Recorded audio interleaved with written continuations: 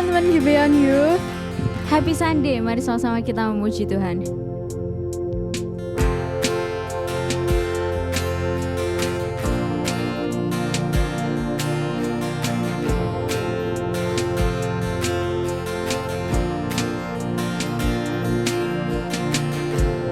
Arti hidupku ku temukan dalam-Mu. Setiap janji-Mu menuntun langkahku.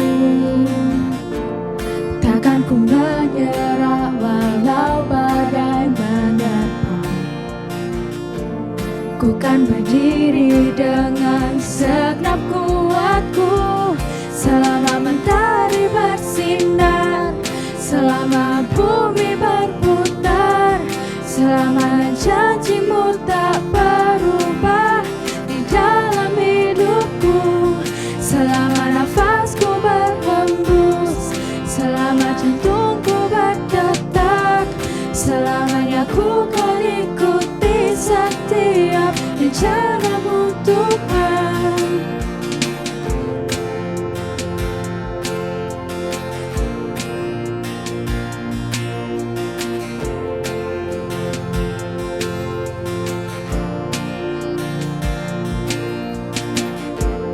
Arti hidupku ku temukan dalam-Mu. Setiap janji-Mu menuntun langkahku. Takkan ku menyerah walau badai menerpa.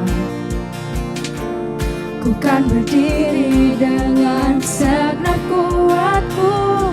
Selama mentari bersinar, selama bumi berputar, selama janji-Mu tak berubah di dalam hidupku, selama nafasku berhembus, selama jantungku berdetak, selamanya ku kan ikuti setiap rencana-Mu Tuhan.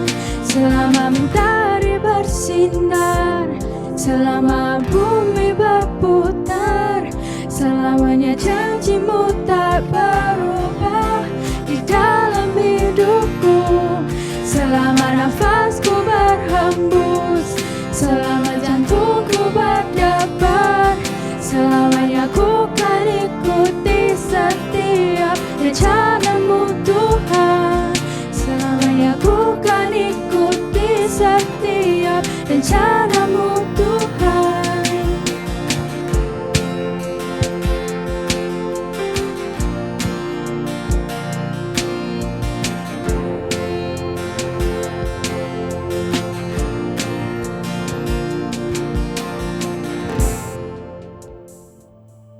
Halo teman-teman youth, minggu ini kita akan sama-sama merenungkan katekismus minggu yang kelima. Apalagi yang diciptakan Allah? Allah menciptakan segala sesuatu dengan firman-Nya yang berkuasa. Dan semua yang dijadikannya itu sungguh amat baik. Semuanya berjalan baik dalam pemerintahan-Nya yang penuh kasih. Kita akan baca sama-sama di Kejadian 1 ayat yang ke-31. Maka Allah melihat segala yang dijadikannya itu sungguh amat baik.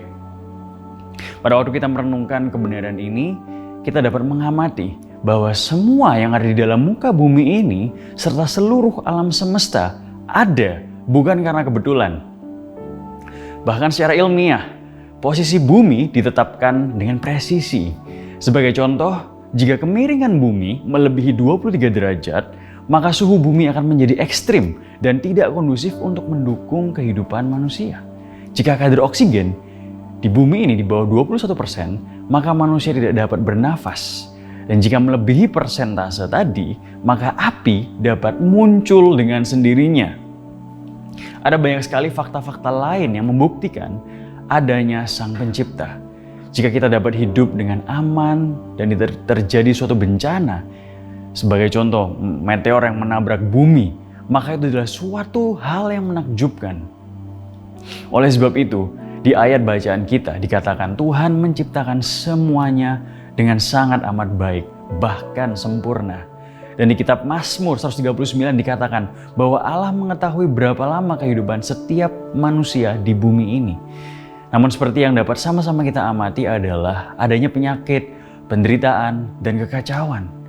Semua ini terjadi karena dosa yang masuk ke dalam dunia, sehingga kerusakan terjadi dan kini semakin sulit untuk melihat keindahan dari apa yang Allah ciptakan dengan baik.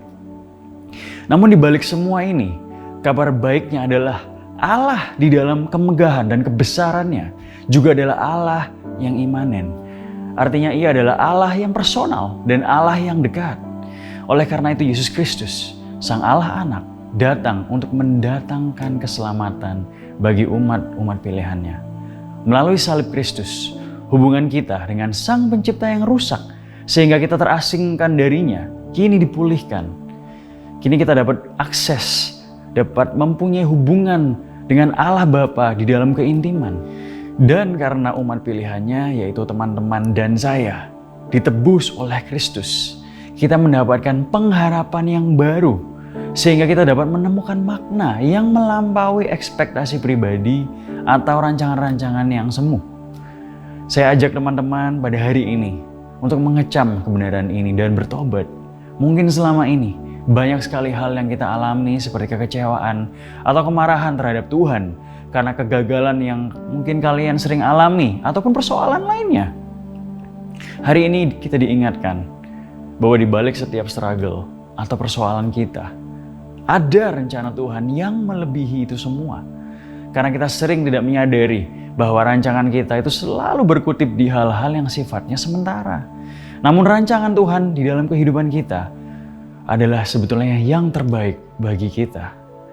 Implikasinya dari renungan kita hari ini adalah pada waktu kita refleksi dan mengingat kebenaran ini, kita sadar akan pengharapan kita yang sejati, yang melebihi apa yang dunia tawarkan, sehingga kita dapat sepenuhnya menyerahkan kehidupan kita kepada Pencipta kita yang sejati, yang menebus kita kepada kekekalan. Amin. Mari sama-sama kita berdoa. Bapa di surga, kami mengucap syukur atas karya salib Kristus yang sempurna. Meskipun dosa telah masuk ke dalam dunia dan merusakkan semua dari apa yang Kau telah ciptakan sebagai indah, tapi Engkau adalah Allah yang personal, Engkau adalah Allah yang imanen, sehingga Engkau mengirimkan anak-Mu yang tunggal, yaitu Yesus Kristus, yang datang dan mati dan menebus kita, sehingga kita dapat dipulihkan, kita dapat berhubung kembali dengan Allah Bapa kita, sehingga kita ditebus kehidupan kita, dan kita tidak hanya menghidupi kehidupan kita hanya berdasarkan hal-hal yang sifatnya semu, tetapi kami telah ditebus sehingga kami dapat menghidupi kehidupan ini untuk kemuliaan-Mu Bapa di surga. Yang mengucap syukur atas perenungan hari ini, biarlah Engkau terus berperkara di dalam setiap hari kita. Ubahlah hati kami Tuhan, karena kami adalah manusia-manusia yang rentan dan kami sangat-sangat perlu untuk diingatkan oleh kebenaran Injil-Mu yang akan selalu mengkalibrasi hati kita. Terima kasih Bapa di surga, kami mengucap syukur atas hari ini yang Kau telah berikan pada kami semua, dan kami menyerahkan sisa hari ini di dalam tangan-Mu, hanya di dalam nama Bapa, Putra, dan Roh Kudus. Di dalam nama Yesus Kristus kami berdoa, dan teman-teman yang sama-sama percaya katakan amin. Mari sama-sama kita menyembah Tuhan lebih dalam lagi.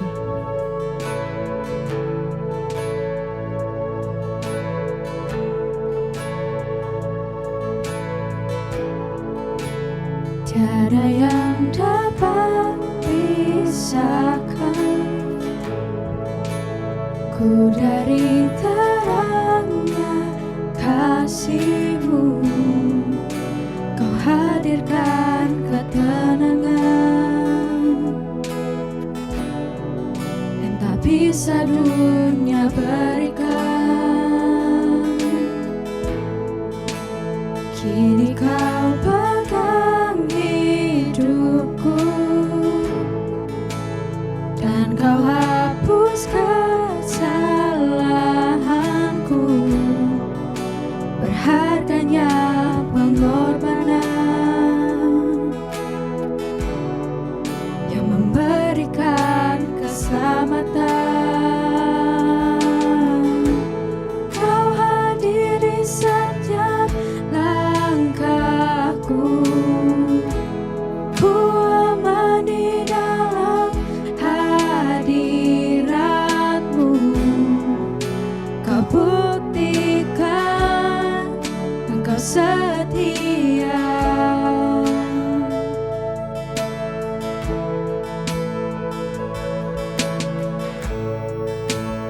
Kini kau pegang hidupku,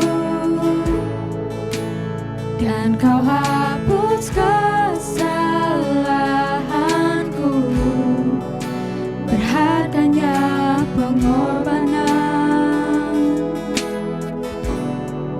yang memberikan keselamatan. Kau hadir di setiap langkahku.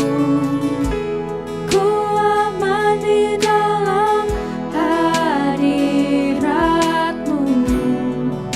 Kau buktikan Engkau setia.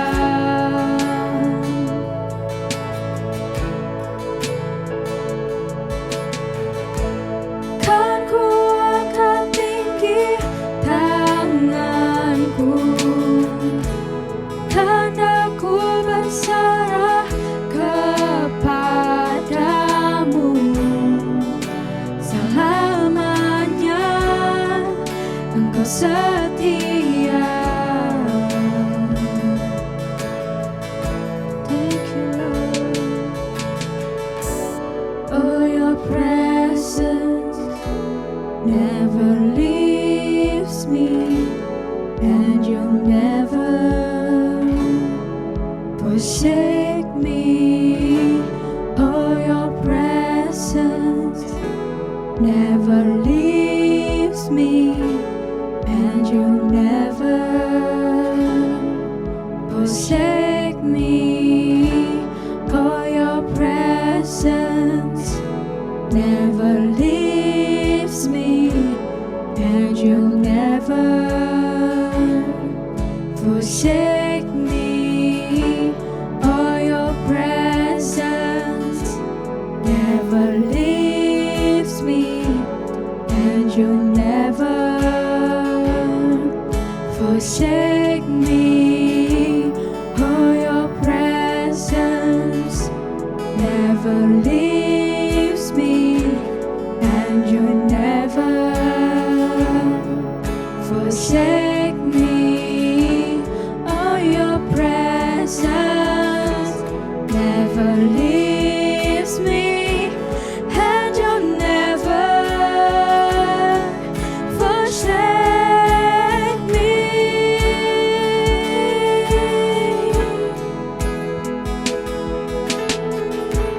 Kau hadir di setiap langkahku.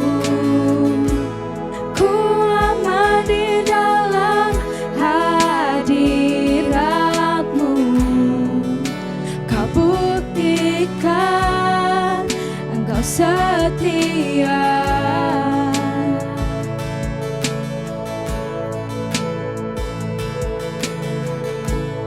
Kan ku angkat tinggi tanganku, tanda ku berserah kepadamu. Selamanya Engkau setia.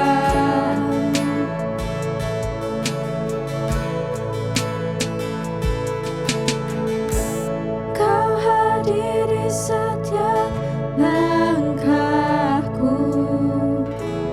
Ku aman di dalam hadirat-Mu.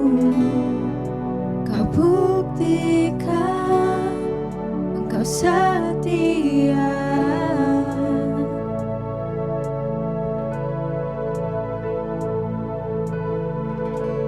Kan ku angkat tinggi tanganku, tanda ku berserah kepadamu. Selamanya Engkau setia. Halo, apa kabar semua? Masih semangat nggak nih menjalani tahun yang baru? Harus tetap semangat ya. Ingat selalu teman-teman bahwa keindahan menjadi pengikut Kristus adalah kita semua memiliki pengharapan yang nggak sia-sia di dalam Tuhan kita. Kita memiliki masa depan yang jelas seturut kebenaran firman-Nya. Walaupun kita belum bisa melihatnya sekarang. tetap percaya saja kasih karunia-Nya sedang menopang kalian saat ini. Oke teman-teman, kali ini renungan firman Tuhan berbicara tentang kisah seorang raja yang narsis. Tahu kan arti narsis ya? Orang yang mencintai dirinya sendiri secara berlebihan. Dan biasanya sifat yang mengikuti orang yang narsis ini adalah kesombongan. Ngerti ya kalian istilah songong, congkak. Kalau bahasa Surabaya lebih mantap lagi biasanya, sombong. Ada penambahan huruf O yang menegaskan bahwa sifat itu biasanya identik dan melekat pada orang tersebut. Masih melanjutkan serial dari minggu lalu, kita akan sama-sama mendengarkan kisah dari kitab Daniel. Kali ini dari pasal yang keempat. Nah, cerita yang akan kita pelajari dengan seksama kali ini akan lebih spesifik berbicara tentang Raja Nebukadnezar. Apa yang terjadi di sana? Tahan dulu, yuk kita berdoa. Mengucap syukur Tuhan untuk hari ini. Saat ini kami hendak mendengarkan firman-Mu, mendengarkan sabda-Mu, mendengarkan semua hal yang ingin Kau katakan bagi kami. Roh Kudus, tuntun kami, pimpin kami untuk bisa mengerti, untuk kami bisa memahami firman-Mu dan menerapkannya di dalam kehidupan kami sehari-hari. Dipermuliakanlah nama-Mu ya Tuhan. Hanya di dalam nama Tuhan Yesus Kristus kami siap mendengar. Amin. Teman-teman, saya harap kalian semua membuka dan membaca dari Alkitab kalian masing-masing di rumah tentang kisah yang terjadi di kitab Daniel pasal yang keempat. Saya akan mengajak kalian semua membaca kisah ini secara kronologis hingga nanti kita bisa mengerti alur dari cerita ini dan mengagumi bagaimana karya anugerah yang indah dari Allah kita melalui keseluruhan kisah ini. Di dalam Alkitab kalian, perikop dari pasal ini dituliskan di sana, Nebukadnezar meninggikan diri dan direndahkan. Meninggikan diri seperti apa yang dimaksud di sini? Nah, jadi gini teman-teman. Diceritakan bahwa Raja Nebukadnezar sedang mengalami kegundahan hati karena mimpi dan penglihatan yang ia dapatkan waktu berbaring di tempat tidurnya. Kita baca Daniel pasal 4 ayat keempat dan kelima. Aku Nebukadnezar diam dalam rumahku dengan tenang dan hidup dengan senang dalam istanaku. Lalu aku mendapat mimpi yang mengejutkan aku dan khayalanku di tempat tidurku serta penglihatan-penglihatan yang kulihat menggelisahkan aku. Singkat cerita, sang raja akhirnya memanggil semua orang-orang bijak dan orang-orang yang ahli dalam hal meramal dan melakukan sihir di Babel. Nah, namun tidak ada seorang pun dari mereka yang dapat mengartikan mimpi dan penglihatan yang dialami oleh Raja Nebukadnezar. Dan tibalah giliran si Nabi Allah, yaitu Daniel, menghadap raja untuk menerangkan arti dari mimpi dan penglihatan itu. Singkat ceritanya, Nabi Daniel atas hikmat dari Allah mampu untuk menjelaskan arti dari mimpi itu. Kita baca Daniel pasal 4 ayat 20-27. Pohon yang Tuanku lihat itu yang bertambah besar dan kuat, yang tingginya sampai ke langit dan yang terlihat sampai ke seluruh bumi, yang daun-daunnya indah dan buahnya berlimpah-limpah, dan padanya ada makanan bagi semua yang hidup, yang di bawahnya ada binatang-binatang di padang, dan di dahan-dahannya bersarang burung-burung di udara. Tuanku lah itu ya Raja, Tuanku yang telah bertambah besar dan kuat, yang kebesarannya bertambah sampai ke langit, dan yang kekuasaannya sampai ke ujung bumi. Tentang yang Tuanku Raja lihat, yakni seorang penjaga, seorang kudus yang turun dari langit sambil berkata, tebanglah pohon ini dan binasakanlah dia, tetapi biarkanlah tunggulnya ada di dalam tanah, terikat dengan rantai dari besi dan tembaga di rumput muda di padang, dan biarlah ia dibasahi dengan embun dari langit dan mendapat bagiannya bersama-sama dengan binatang-binatang di padang, hingga sudah berlaku yang demikian atasnya sampai 7 masa berlalu. Inilah maknanya ya Raja, dan inilah putusan yang maha tinggi mengenai Tuanku Raja. Tuanku akan dihalau dari antara manusia dan tempat tinggal Tuanku akan ada di antara binatang-binatang di padang. Kepada Tuanku akan diberikan makanan rumput seperti kepada lembu, dan Tuanku akan dibasahi dengan embun dari langit, dan demikianlah akan berlaku atas Tuanku sampai 7 masa berlalu, hingga Tuanku mengakui bahwa yang maha tinggi berkuasa atas kerajaan manusia dan memberikannya kepada siapa yang dikehendakinya. Yang dikatakan tentang membiarkan tunggul pohon itu berarti kerajaan Tuanku akan kembali Tuanku pegang segera sesudah Tuanku mengakui bahwa sorgalah yang mempunyai kekuasaan. Perhatikan ayat ke-27. Jadi ya Raja, biarlah nasihatku berkenan pada hati Tuanku. Lepaskanlah diri Tuanku daripada dosa dengan melakukan keadilan dan daripada kesalahan dengan menunjukkan belas kasihan terhadap orang yang tertindas. Dengan demikian, kebahagiaan Tuanku akan dilanjutkan. Dikisahkan di sana bahwa Daniel sudah memperingatkan Raja Nebukadnezar agar sang raja bertobat dan mengakui bahwa Allah adalah satu-satunya yang layak untuk disembah dan diagungkan. Serta peringatan keras supaya Raja Nebukadnezar harus menunjukkan sikap yang penuh keadilan dan belas kasihan sebagai seorang raja. Seperti yang kita tahu bahwa Raja Nebukadnezar ini adalah raja yang sangat kejam. Baru minggu lalu kita tahu salah satu bukti kekejamannya adalah Raja Nebukadnezar memerintahkan untuk menghabisi nyawa Sadrak, Mesak, dan Abednego. Nah, masalahnya begini. Setelah Daniel menjelaskan arti mimpi dan memberi nasihat kepada Raja Nebukadnezar, sang raja rupa-rupanya gak peduli akan nasihat dari Daniel, di mana hal itu sebenarnya adalah teguran keras dari Tuhan. Selang beberapa waktu, akhirnya apa yang dimimpikan oleh sang raja dan teguran Allah melalui Nabi Daniel ini terjadi. Kita baca Daniel pasal 4 ayat 29-30. Sebab setelah lewat 12 bulan ketika ia sedang berjalan-jalan di atas istana raja di Babel, berkatalah raja, bukankah itu Babel yang besar itu, yang dengan kekuatan kuasaku dan untuk kemuliaan kebesaranku telah kubangun menjadi kota kerajaan. Ini raja narsis banget, sombong banget. Perhatikan ayat yang barusan kita baca ya. Di sana ada perkataan, kekuatan kuasaku, kemuliaan kebesaranku, kubangun menjadi kota kerajaan. Begitu bangganya Raja Nebukadnezar ini akan pencapaian yang ia dapatkan. Bila dibahasakan dengan sederhana, Raja Nebukadnezar ingin berkata bahwa semua kejayaan dan pencapaian ini adalah karena usahaku saja. Aku ini orang yang paling hebat. Bukankah pernyataan dari Raja Nebukadnezar ini juga mirip dengan apa yang sering kita katakan? Pernah nggak sih kalian merasa bahwa tugas kelompok ini nggak akan berhasil kalau nggak ada aku di sini? Atau begini, aku pantas loh mendapat penghargaan sebagai siswa teladan karena aku memang yang paling pinter. Teman-temanku yang lain bodoh semua. Atau begini, aku ini lebih baik dari kakakku. Atau aku lebih baik dari adikku. Oleh sebab itu orang tuaku lebih sayang sama aku. Seringkali kita terlalu bangga terhadap diri kita sehingga kita menjadi tinggi hati, menjadi sombong, menjadi angkuh, dan tanpa sadar kita sedang menyakiti hati teman kita, saudara kita, atau orang-orang yang ada di sekitar kita. Terkadang kita merasa bahwa kita yang paling kuat dan jagoan. Nah ini terutama anak-anak cowok, bisa karate, bisa taekwondo, bisa bela diri, lalu mulai membuli teman-teman yang lemah. Atau kalian merasa paling pintar, paling cerdas di kelas kalian, paling keren di tim basket kalian, paling jago di tim futsal kalian. Lalu kalian mulai mengolok-olok teman kita yang baru belajar mungkin. Belum lagi kita yang diberkati Tuhan dengan kondisi finansial yang lebih baik. Lalu kita mulai memandang rendah teman kita, atau saudara, atau orang-orang miskin yang ada di sekitar kita. Dan kita nggak mau bergaul dengan mereka karena mereka tidak selevel dengan kita.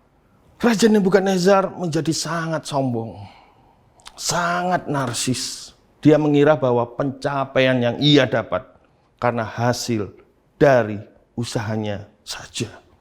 Dan jika kita membaca pada Daniel pasal 4 ayat ke-31 sampai 33, di sana Allah pada akhirnya mendisiplin Raja Nebukadnezar. Raja belum habis bicara ketika suatu suara terdengar dari langit. Kepadamu dinyatakan ya Raja Nebukadnezar bahwa kerajaan telah beralih daripadamu. Engkau akan dihalau dari antara manusia dan tempat tinggalmu akan ada di antara binatang-binatang di padang. Kepadamu akan diberikan makanan rumput seperti kepada lembu. Dan demikianlah akan berlaku atasmu sampai 7 masa berlalu. Hingga engkau mengakui bahwa yang maha tinggi berkuasa atas kerajaan manusia dan memberikannya kepada siapa yang dikehendakinya. Pada saat itu juga terlaksanalah perkataan itu atas Nebukadnezar, dan ia dihalau dari antara manusia dan makan rumput seperti lembu, dan tubuhnya basah oleh embun dari langit sampai rambutnya menjadi panjang seperti bulu burung Raja Wali dan kukunya seperti kuku burung. Raja Nebukadnezar yang begitu memegahkan dirinya, begitu narsis, tiba-tiba dalam sekejap mengalami kondisi yang mengenaskan. Banyak yang menafsirkan bahwa Raja Nebukadnezar mengalami sakit gangguan jiwa di dalam rentang waktu tertentu. Raja Nebukadnezar mengalami suatu kondisi yang mempermalukan dirinya sendiri, serta merasakan penderitaan di dalam rentang waktu tertentu. Mengapa disebut dalam rentang waktu tertentu? Nah, begini teman-teman. Rupa-rupanya Tuhan masih memberikan anugerahnya kepada Raja Nebukadnezar. Tuhan itu masih peduli kepada raja yang sombong ini. Tuhan mau berperkara secara pribadi dengan Raja Nebukadnezar. Raja yang kejam, raja yang sombong, raja yang narsis, raja penyembah berhala, raja yang tidak mengenal Allah. Namun Allah memberikan anugerahnya, memberikan pengampunannya melalui penderitaan dan disiplin yang harus dijalani oleh Raja Nebukadnezar. Allah menyatakan dirinya secara pribadi kepada Raja Nebukadnezar. Hingga sang raja akhirnya bertobat dan pulih. Bukan hanya dari penderitaannya saja, namun juga pulih dari pikiran-pikirannya yang jahat. Dan pada akhirnya, ia merendahkan dirinya serta memuliakan Allah. Di satu titik balik, sang raja pada akhirnya mengakui bahwa semua yang ia miliki adalah anugerah dan seizin dari Allah saja. Kita baca Daniel pasal 4 ayat 34 sampai 36. Tetapi setelah lewat waktu yang ditentukan, aku Nebukadnezar menengadah ke langit dan akal budiku kembali lagi kepadaku. Lalu aku memuji yang maha tinggi dan membesarkan dan memuliakan yang hidup kekal itu. Karena kekuasaannya ialah kekuasaan yang kekal dan kerajaannya turun-temurun.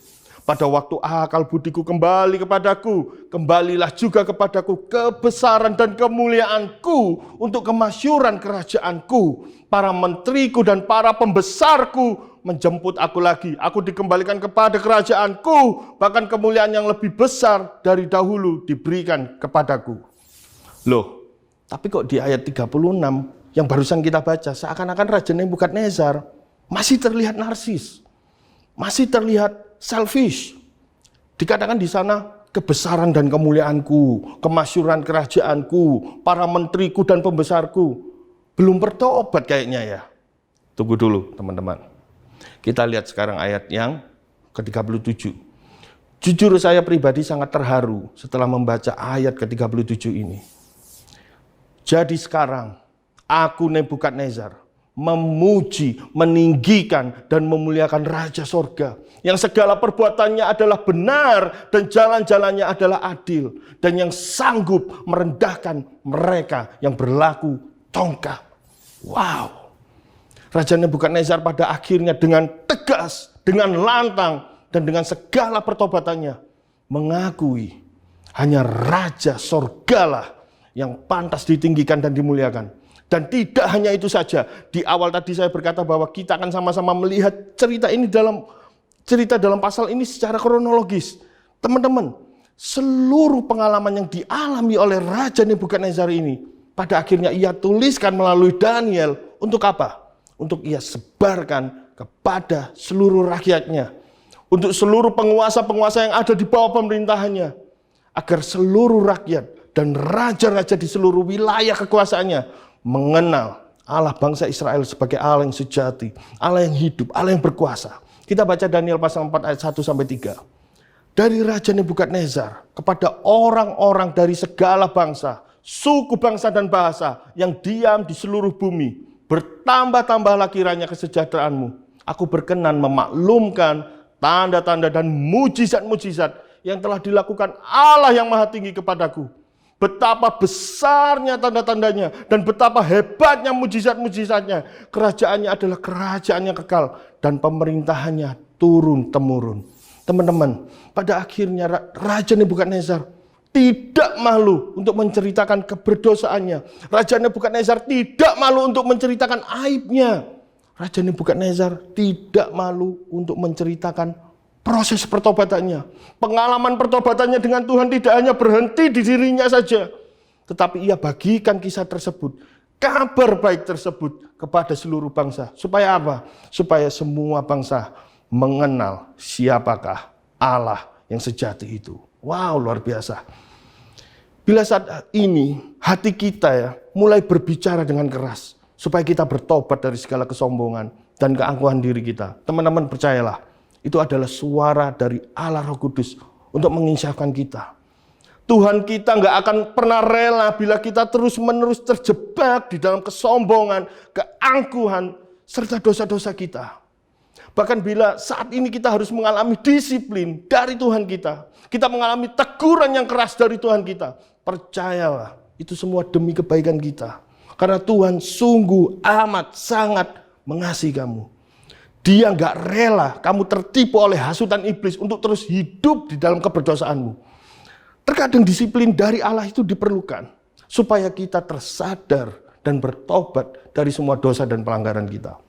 Teman-teman, Raja Nebukadnezar yang begitu sombong, pada akhirnya ia mengakui bahwa kekuasaan tertinggi adalah milik dari Raja Sorga. Lalu pertanyaan berikutnya begini, siapakah Raja Sorga itu? Ya, siapa lagi kalau bukan Tuhan Yesus, Allah kita. Begitu banyak nats di dalam Alkitab kita yang menyatakan bahwa Yesus Kristus Tuhan kita adalah Raja.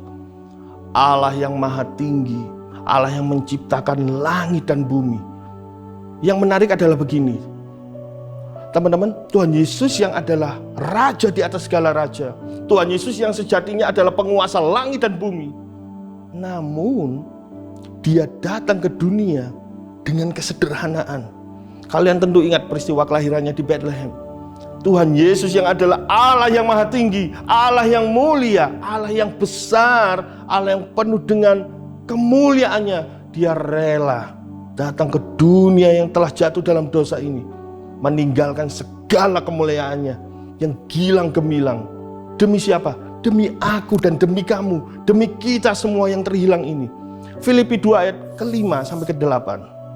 Hendaklah kamu dalam hidupmu bersama menaruh pikiran dan perasaan yang terdapat juga dalam Kristus Yesus, yang walaupun dalam rupa Allah tidak menganggap kesetaraan dengan Allah itu sebagai milik yang harus dipertahankan, melainkan telah mengosongkan dirinya sendiri dan mengambil rupa seorang hamba dan menjadi sama dengan manusia.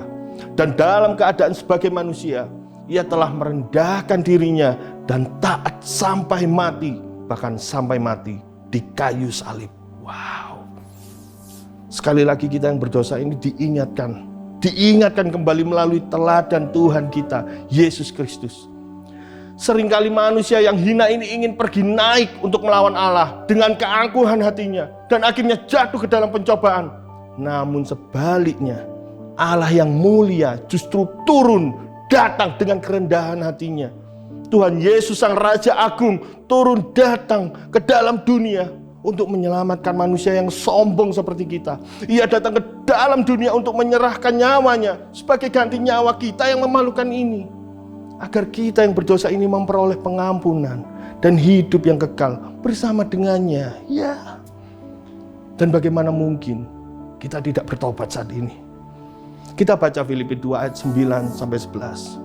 Itulah sebabnya Allah sangat meninggikan dia dan mengaruniakan kepadanya nama di atas segala nama, supaya dalam nama Yesus bertekuk lutut segala yang ada di langit dan yang ada di atas bumi dan yang ada di bawah bumi, dan segala lidah mengaku Yesus Kristus adalah Tuhan, bagi kemuliaan Allah Bapa. Teman-teman, bila kita pintar dan jago dalam segala macam aktivitas dan studi kita tahu sekarang bahwa itu adalah anugerah dari Tuhan. Maka hendaknya kita gunakan prestasi kita itu demi memuliakan nama Tuhan. Bila kamu dipilih untuk menjadi pemimpin di kelasmu, bila kamu bisa mencetak tembakan 3 angka yang keren, bila kamu bisa bermain musik dengan begitu sempurna dan presisi, bila kamu selalu menang di semua ajang festival lomba, kita tahu sekarang bahwa itu semua adalah anugerah dan seizin dari Tuhan. Yuk kita bilang ke diri kita sendiri, jangan narsis. Teman-teman, hendaknya kita selalu bersyukur dan mengembalikan segala pujian dan kemuliaan hanya bagi Tuhan kita saja. Mari kita berdoa. Terima kasih Tuhan untuk firman-Mu. Kami kembali diingatkan betapa rapuhnya kami, betapa sombongnya kami, betapa angkuhnya kami, dan betapa kami terus berkutat di dalam dosa-dosa kami.